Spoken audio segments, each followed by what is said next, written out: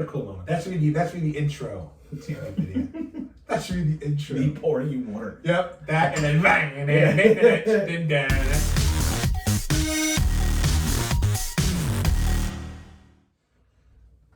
What is going on out there, world? It's your boy Tommy on the spot for Watch Along Wrestling. Hopefully everyone is doing well and staying safe. It is so great to be back here with each and every one of you as we continue our journey through 2013, all things 2013 WWE. And today I am joined by my longtime friend. He was a friend of the channel, was with us to look at the 10-year anniversary of Survivor Series 2011, and now he returns some 18 months later almost, a little more than that, to talk about a show that he went to, Money in the Bank 2013. I was supposed to be there with you. I ended up not being there with you, and you did the unprecedented, and it's something that I love the idea of. You went on a wrestling trip without me, becoming one of my few friends to go, I'm doing this wrestling trip, and did it without me. Well, I mean, you know, I can't take all the credit because it was in Philly. So being able to get a Philly cheesesteak, and we also went to Eastern State Penitentiary. That's true. Cool. That is true. A lot of fun. So we actually made a whole trip out of it, which was fun. That is, to me, that's the best part of if you're going to go to a wrestling show, I always say make a full trip out of it, because then if the wrestling show isn't any good, you can at least look back at the 100%. Trip itself and say, and talk about the memories. That's what we're going to talk about here today. If it's your first time visiting the channel, we strongly encourage everyone, make sure you leave a big thumbs up and subscribe to Watch Along Wrestling so you get all of our videos thrown in here, like this one here, the WrestleMania 29 retrospective that we did for the 10-year anniversary a few months ago. And coming up later this year, we're going to talk about SummerSlam 2013, a show I did attend. But this particular event, we were all set to go to this show together. It was supposed to be myself, you, and I think a friend of yours. Yes, JD. JD. Three of us were going to go together. And so tell me a little bit about where you're at in 2013, I guess, in life and as a wrestling fan. So in 2013, this was probably I would say the high point of my wrestling, I mean, let's just call it an obsession, right? Yeah. Or a passion. And, you know, I'm in a new relationship. There's a lot of changes. You know, we both, just started working new jobs. So a lot of things were changing. And, I know you had that last minute. You had to go. I get it. You have to be there for your friends. And but I didn't want to cancel. We were looking forward to it. And, so we ended up going. Like I said, we made a big day of it, which was awesome. I think the thing I remember the most was the Philly fans. Before we even get to the actual show, so who at this point you would say your absolute favorites in the wrestling? Because I remember at this point, you, me, and JD, we were like, the three of us got together for every single pay-per-view. Because you still had to pay for pay-per-views back then. Yes. So in order to pay for them, network. it's like $40 or $50 for every show. Yes. So we would get together and split the cost to make it a little more cost-effective. Yep. And get food, it would be a whole thing. You'd make a spectacle out of it. We'd go to your house, we'd all have our seat. It was great. And you'd invite everyone, because each person that came would be a little less dollars you had to spend. Yes. So you'd want like 7, 8 people there. It was great. I really think to this day that a number of my friends who were all wrestling fans in 2012, 2013 stopped around 2014, because once the network came, there was no reason for everyone to come and travel. I was just about to say, I think they also lost that camaraderie when you had groups of people, and like you were able to cheer with each other and be surprised by whatever happened during the show. And now you kind of lost that. I mean, don't get me wrong, the network is great in and of itself, but I do miss, going to your house and having these kind of events and making sure you get there on time and we'd split it, because you'd be out in the Rockaways, I'd be out in Queens. So some days we do it by me, once in a while we do it by you. Yep. Once we do it with JD, when he was like a fresh new dad, and his kid was running around. Yep.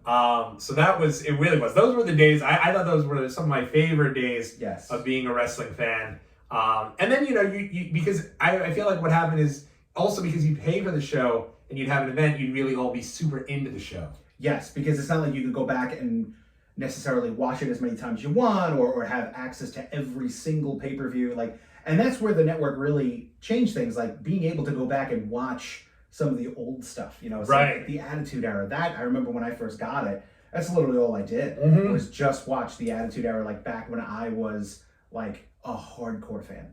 I will say, though, part of it, So like when I was recently, my daughter was a little under the weather. She was home from school, and we started watching things on television. Maybe we watched something for 5-10 minutes, and then she'd be, Daddy, I don't want to watch this anymore. Put on Netflix. Daddy, I don't want to watch this anymore. Put on YouTube. Put on Disney.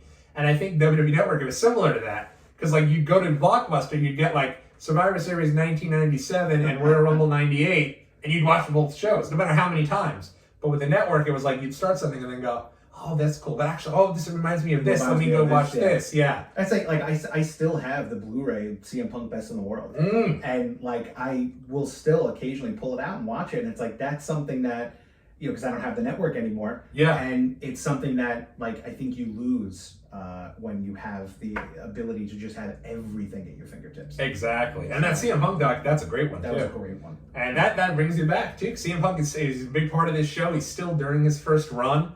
But yeah, so the plan was we were all supposed to go together. Now we're thinking we're going to take our wrestling viewing habits onto the road to go and watch this. And at the time, our mutual friend, I'd say probably more of my buddy, as I refer to him here on the channel, my main man Steve down in Orlando, Florida. He moves to Orlando, Florida from Queens, and his birthday is on July 11th. This show takes place July 14th. Correct. So he said, hey, why don't you guys come down for my birthday? I know we have this trip planned, but the problem is, at the time I'm also dating, my wife, and I'm like, oh, this would give me an opportunity to go away with her. And I remember I tried to maybe even finagle with Steve a little bit. I was like, hey, could we do a different weekend? And he was like, oh, but, it's my birthday weekend, it'd be cool, But in retrospect, the weekend that if I had stayed home in New York and I would have went to the show with you guys in Philly, would have gotten to go and do the All-Star Game festivities for Major League Baseball, because it was in Citi Field was hosted that year. Yes. Only year New York has hosted, I think the Yankee Stadium once, but definitely the Mets. I was there only year in a very long time.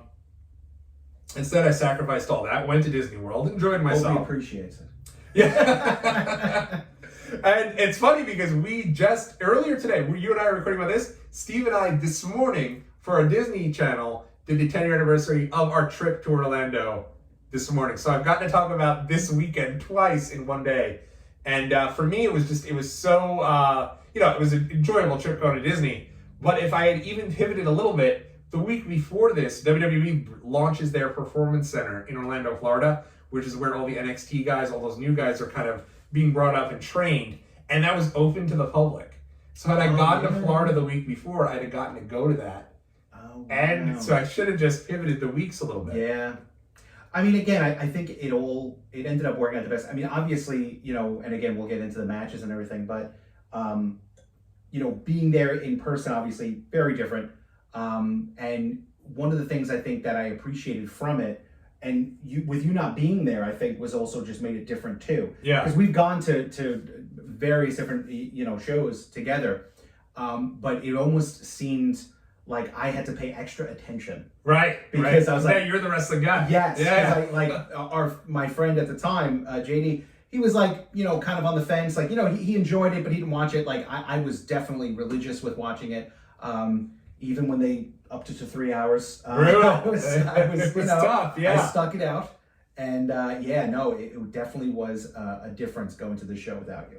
Yeah, it was, I remember for me, I obviously, to this day I still watch. Now what I'll do is I'll typically start Raw around 8:45, so I could fast forward through all the commercials and the first halves of all of the matches. Yep. So I get through all of it real quick. And every match is going to have a commercial break. Of course. So you can catch up starting 45 minutes late.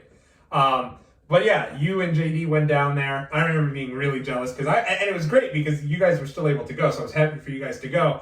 But of course I have the FOMO of missing out. Yeah, you were blowing up my phone.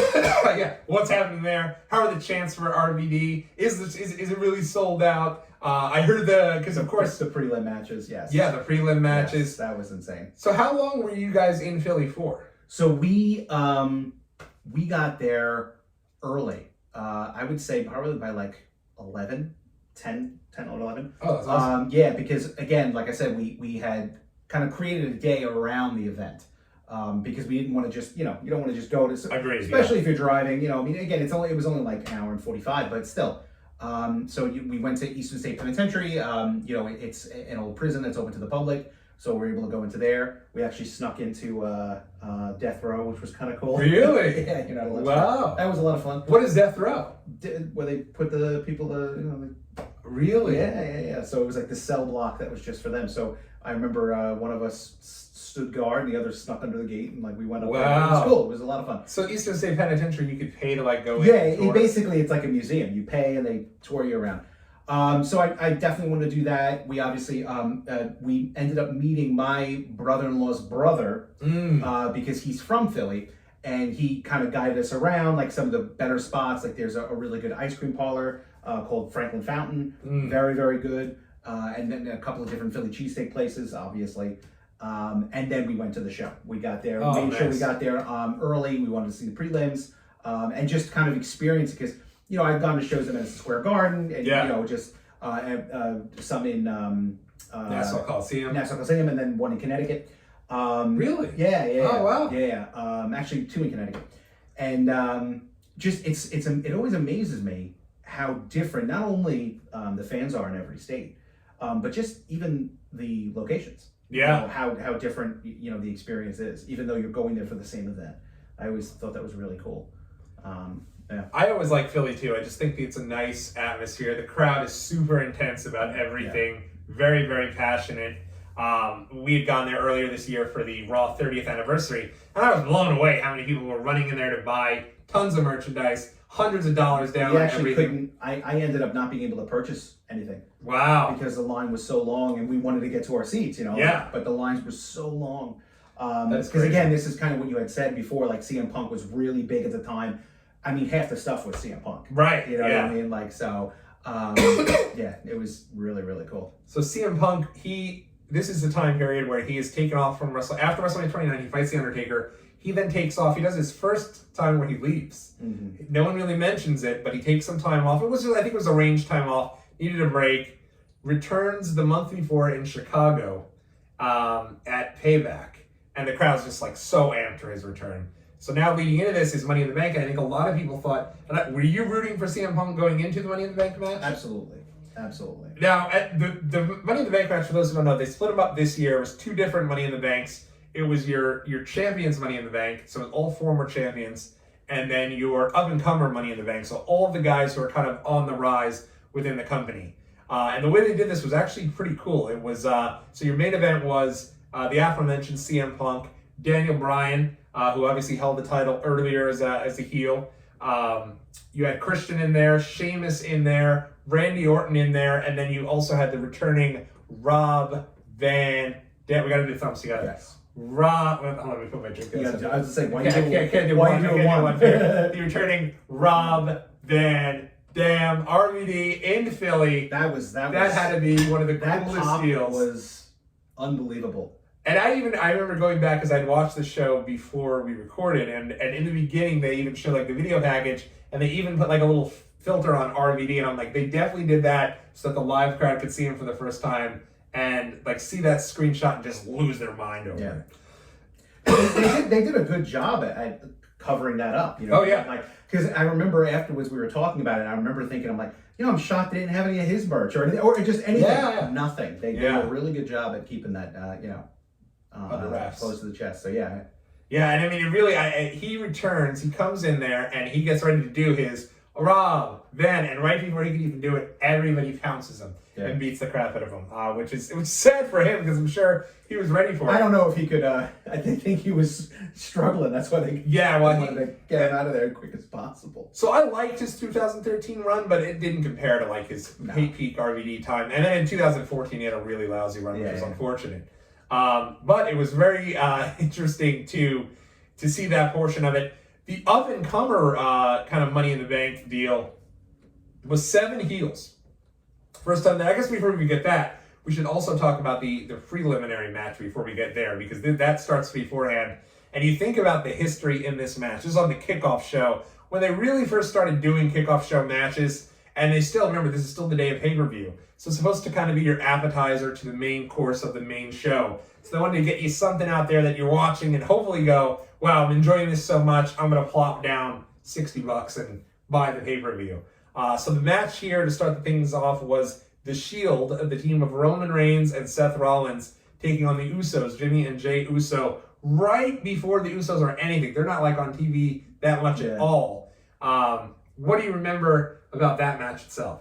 I remember that when they first came out, I kind of had that same feeling, like because I was mainly there for the Shield, obviously. Yeah.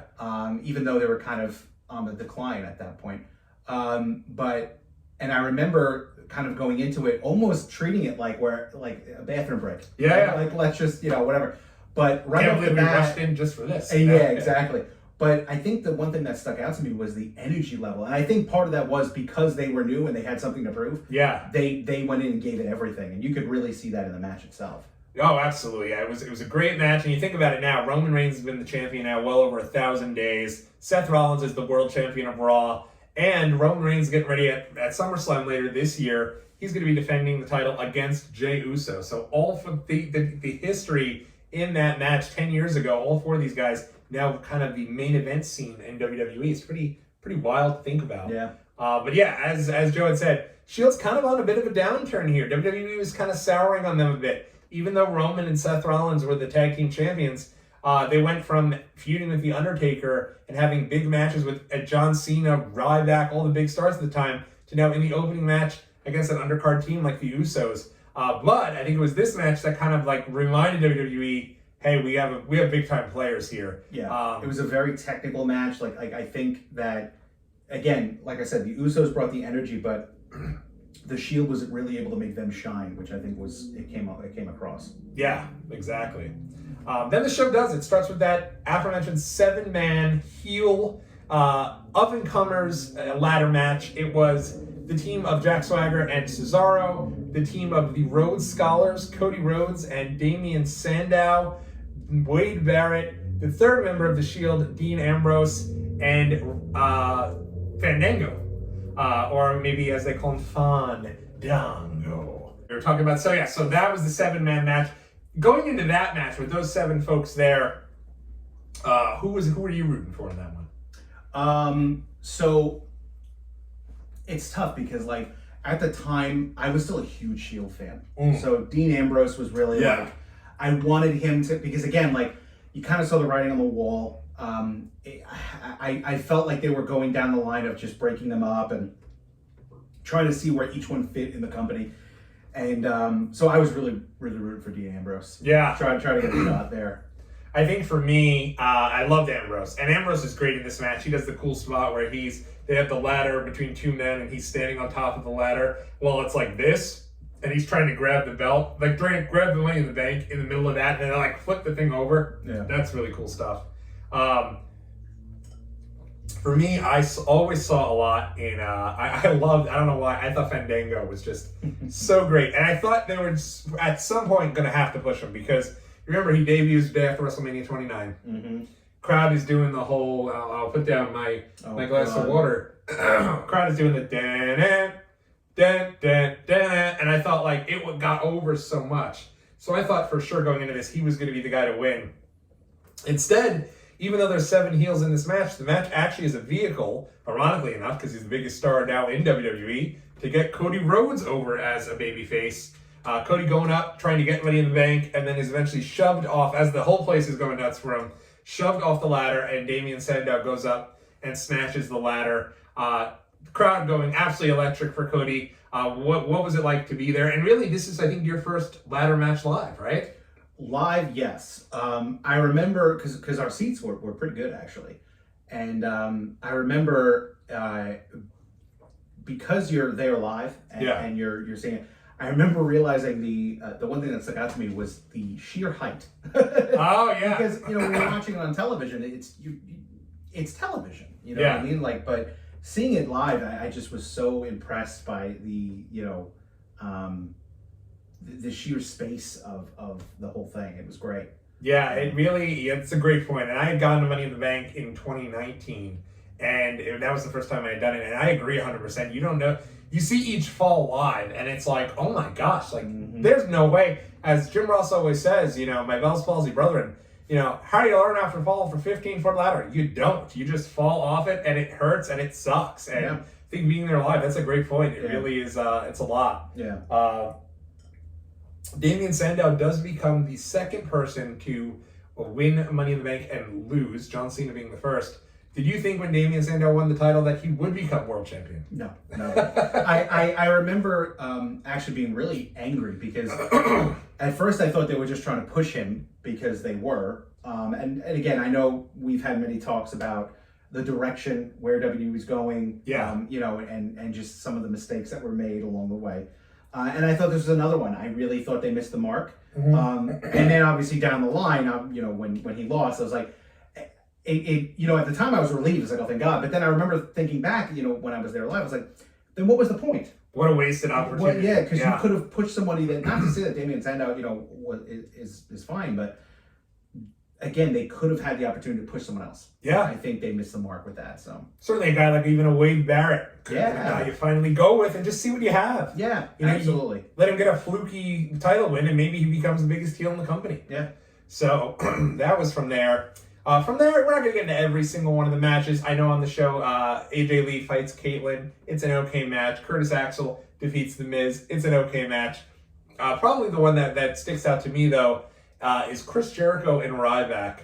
Not necessarily because it's a great match, but when Chris Jericho first came back into WWE in 2013, he did so with the idea of wrestling Ryback, and that was his entire idea behind it.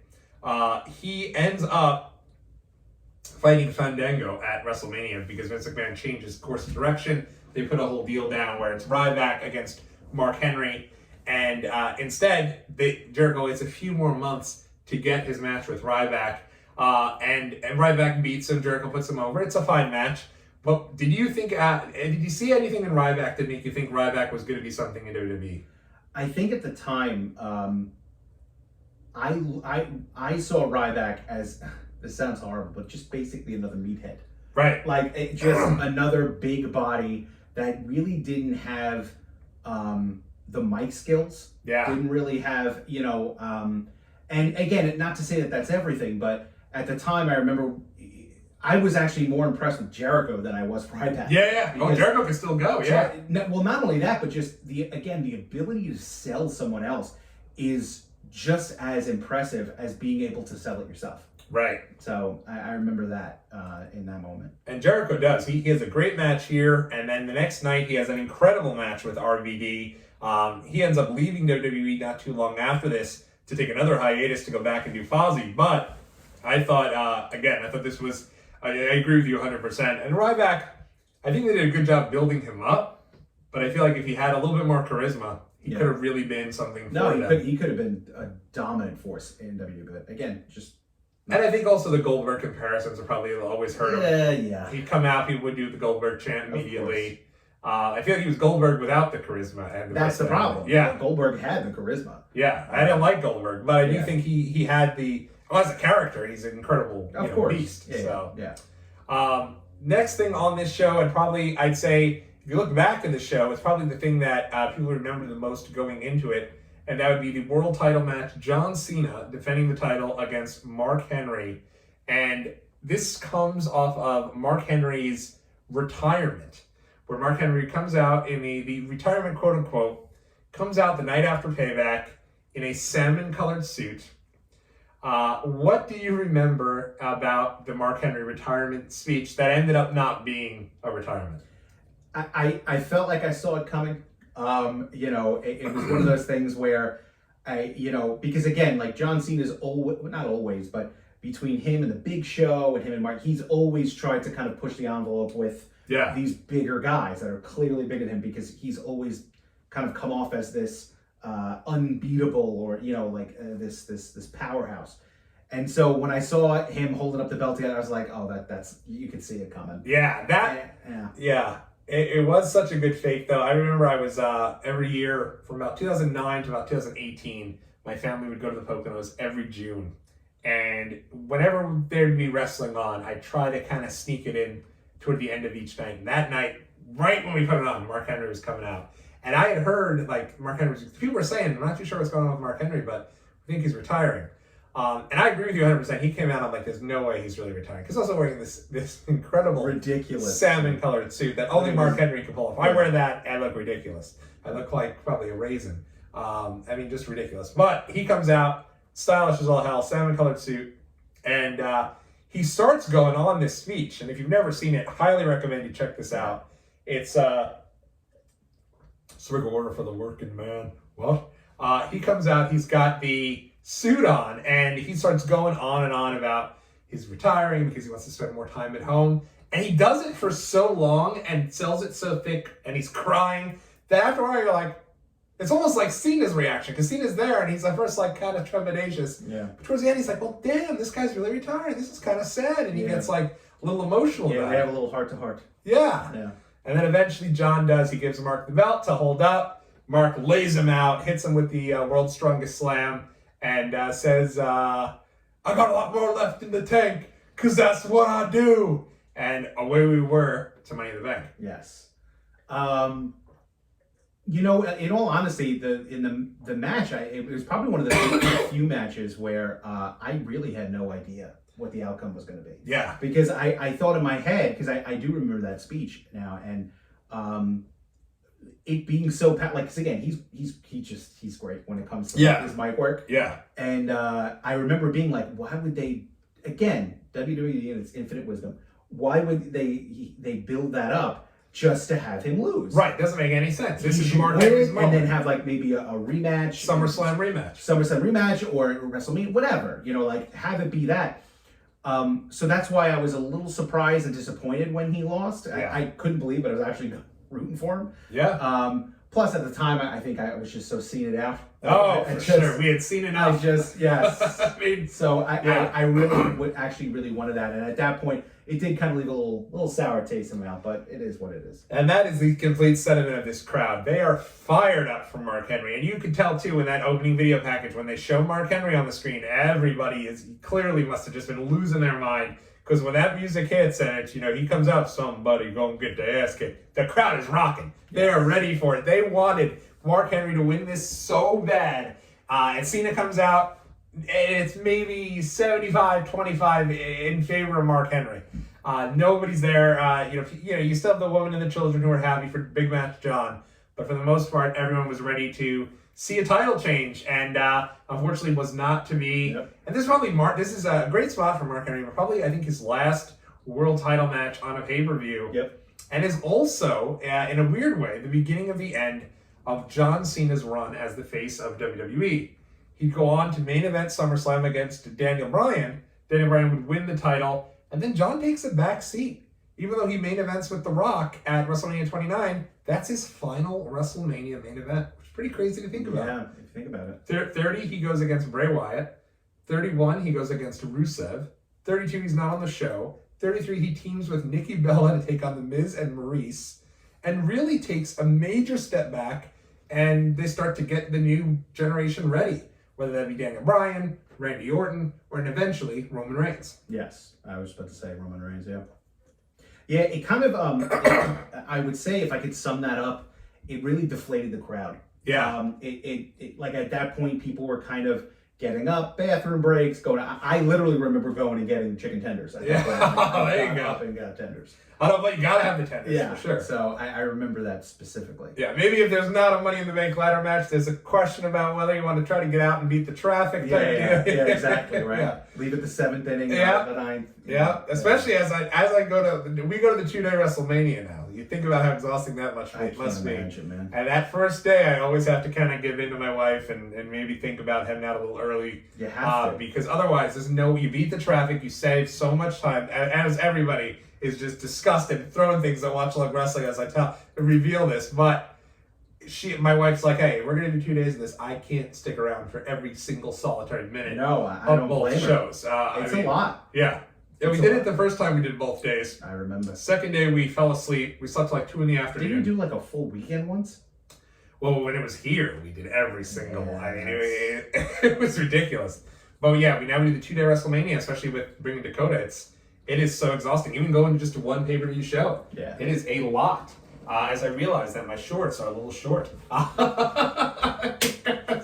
Sitting here with John, I'm like, damn, my entire damn legs are hanging out here. It's all good, baby. Everyone didn't know this. They didn't know this was the Watch Along Wrestling OnlyFans channel. They thought they were getting the Watch Along Wrestling YouTube channel. It's only an channel. extra $10 That's right. So, but yeah, so then you get to your main event, and I think there's probably another match in there. I couldn't tell you what it is off the top of my head. Oh, Dolph Ziggler going up against Alberto Del Rio. We'll mention it quickly. I love Dolph, so you know that. Yeah, Dolph was your guy. Love Dolph. My God, do I love There was Dolph the time Ziggler. I got you the #heel Yep. custom shirt. My favorite shirt. That he wore on like an episode of See True Long Island Story, and they would not sell the shirt. So I went in, and I remember I went to a guy, and I was like, I need you to make me a shirt. Can you do one shirt? He's like, we can do as many as you want. And I was like, I need it to say #heel. And I showed him how Ziggler had it in the video. Yeah. And he was like, are you trying to do like a brand thing? You know, you could do like 100 of them. Trying to sell I was like, bro, I want one shirt for a Christmas gift, and that's it. And, here's your 1990. Exactly.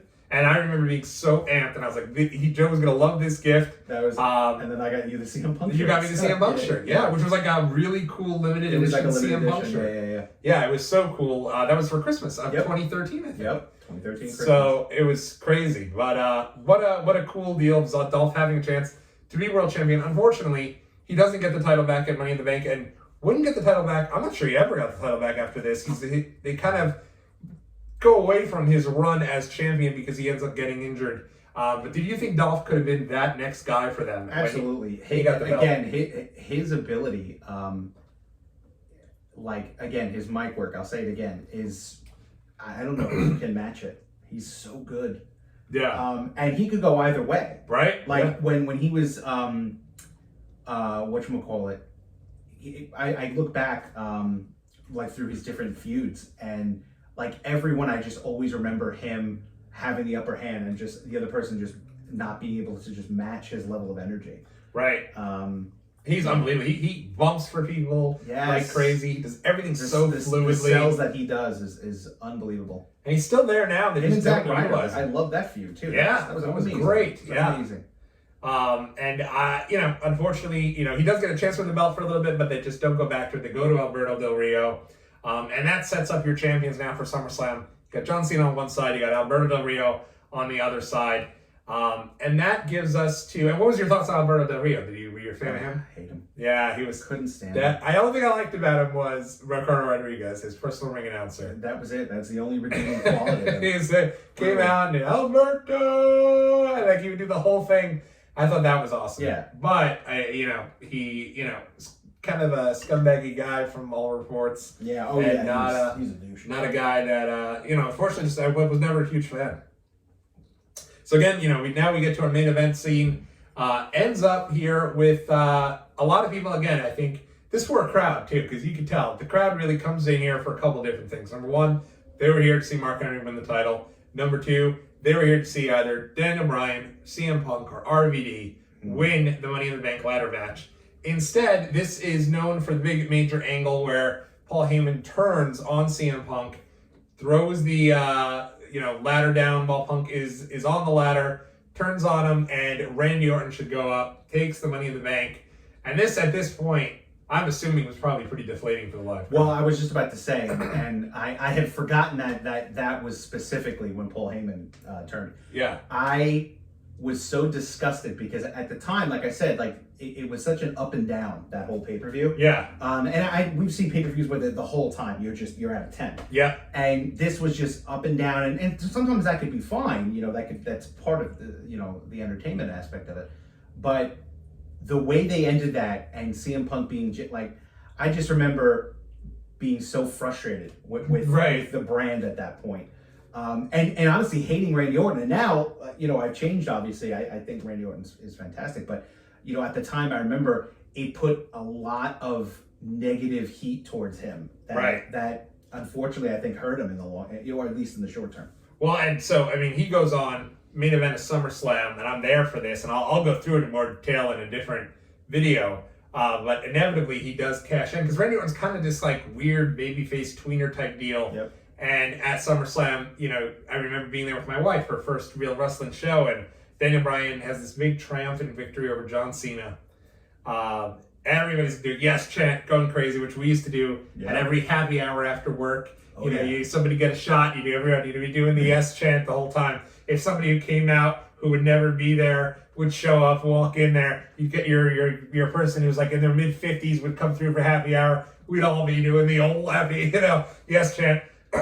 And lo and behold, here we are in Staples Center, triumphant moment, and Triple H is the referee. Randy Orton comes out, cashes in the Money in the Bank.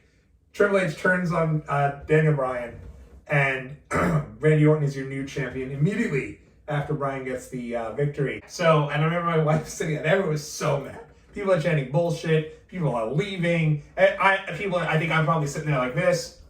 People are so upset. And my wife is just starting to watch at the time, and she looks around, she looks back at me and goes, I don't get it. Isn't that just part of the story? Isn't it fun to see where it goes next? And I was like, oh my God, like, what, are you kidding me here? But then I remembered then the months and months of screwing Daniel Bryan. By the time WrestleMania 30 rolls around, she was like, they better damn sure give this guy the title. So once you get invested in it, it's like a whole different deal. Yeah. So, but any closing thoughts as you think back to this Money in the Bank show and the wrestling trip in general? Did you guys spend the night? No, we actually came back. You came back? Yeah, I came back the same day. I think at the time, because I've kind of, my passion about wrestling has declined, since then. But it really is nice to reminisce, because I just remember, you're kind of on the, and it sounds kind of corny and cliche, but I remember specifically, especially during the ladder matches, like literally leaning forward, like trying to somehow get closer to the ring, because those matches were unbelievable. And I think that's why I understand, like, because you would go so many live shows, and I just remember thinking that hasn't stopped, my friend. I know, but I remember thinking at the time, like, dude, just watch it from your TV. Yeah, it's so easy. I could, have a drink, hang out, whatever. You don't have to. But I get it. I do. Yeah. Like, I remember at the time, like, that was one of my first big shows. Like, I had gone to, like, I think a SmackDown or something in Connecticut a little prior, but it's just different. The pomp and circumstance, very different at the time. 100%. And I just remember leaving that wanting to go to more events. And it is. It's the best feeling there is the next day, that show is Raw. Yeah. Is from the Barclays Center. Yes. So I'm almost positive that not only did you go to Money in the Bank, almost positive you worked the next morning. I did. And I was in Disney World until about 3 a.m., then flew back and also worked with you the very next morning. I remember. And we both were exchanging stories it was much more you exchanging stories than me just trying to get as much as I could. As much as you could. That was a good time. It was. Those were the best. We'd sit there in the morning. We were like both the monitors of the group, and we just sit there and we just exchanged so many stories of everything that occurred. Then that night I did go to Raw, and then in the next video I'm gonna talk about that experience. But it was nothing like a pay-per-view live. And this would end up being your last live pay-per-view. You'd go back one more show. Yes. You and I would go, which we're gonna eventually get to on our journey. We gotta get together one more time like this to talk about it, because a lot of fun stories on that Raw, including Undertaker coming out to the ring and the crowd ready to go and doing "Oh, happy birthday" at the Undertaker, who I think turned back then he was a still young guy. He turned 62 on that show, so he was now he's in his mid-70s. But back then, as all my Taker friends are not happy about that, but it was a lot of fun.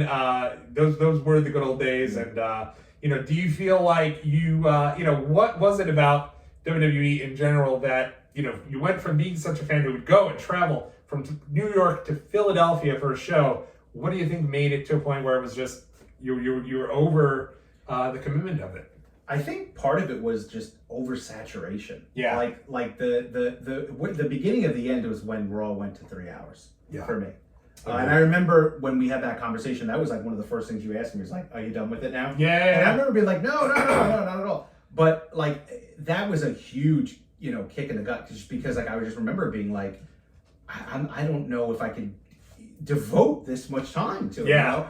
And then when the network came out, that was another thing. Like it being having just such a barrage of all these different shows and then they were tough enough. There was just so much stuff coming out that I just remember just being kind of overloaded, and I had to take a step back, and then I just never came back. Yeah, I agree, and I remember being that, because for me, growing up, when you have friends who are very big wrestling fans, you want to do literally, as I take another swig of water, you want to do everything you can to make sure that the person stays a fan.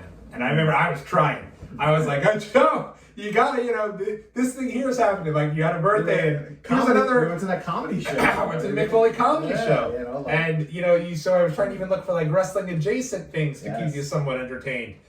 But even though you had stopped watching, I think you still watched for a while. You hung on for the big shows. I remember when I was at Mania 30, Undertaker streak ends, you blew up my phone. God. You were like, this has to be fake, we watched it. Yeah. I actually watched that meeting because I borrowed your login for the network. Yeah. I was in Florida with my cousin. Yeah, we watched it together. And I remember you were like, this got to be fake, right? I remember we went, he was staying in an apartment complex because he was in school, and they had a shared community pool, and we were so angry that we took all the furniture out of the pool and threw it in the pool. Really? Every piece of furniture. Why were you unhappy? That he lost the streak. Oh, that's why. Oh, that is too funny. Threw all the furniture. Meanwhile, in New Orleans, I was losing my mind and so excited, jumping know. for joy. I'm shocked you didn't get jumped. Well, so Erica earlier in the show told people, like, this will kill Brock Lesnar if he doesn't win this match. He's got to win. And I was like, Harry, he's not winning. Shut up. Like, stop saying this stuff. And she was like, no, it makes sense because at the end of the day, imagine how big and powerful he's going to be, unstoppable after this. And at one point, she ends up being right. And when it happened, she's like, I knew it. I told you. And I was like, oh my God, we're here for it. And there was a guy at the end of our aisle who was like, you guys sit down right now. You sit down, boy. This ain't funny. You sit down right now. And I was like, yes, sir. The best was I still sometimes go back and watch the reaction videos.